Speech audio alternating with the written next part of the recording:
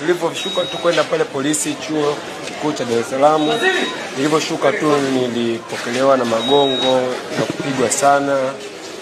Nilipigwa bila kuulizwa chochote, nikaacha hela zangu, nikaacha simu, kaingizwa ndani. Lakini niliyokutana nao ndani kwa kweli alikuwa ni mambo ya ajabu sana, kwa sababu watu wengine walifia ndani, wengine walipigwa risasi za viuno, wengine walikuwa wamepigwa risasi za nyonga.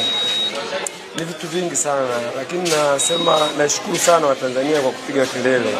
Singepiga kelele, nadhani hii kesi kwetu ilikuwa ni ngumu sana, na tulikuwa tumemwachia Mungu. Lakini tulipokuwa tunaona Watanzania, wazazi wetu, ndugu zetu wanapiga kelele nje na ujumla, wana dunia kwa ujumla, kwa kweli tulikuwa tunajisikia na Mungu ametutokea. Nanyi pia waandishi wa habari, hamkunyamaza, mmesambaza vile Mungu alivyowawezesha.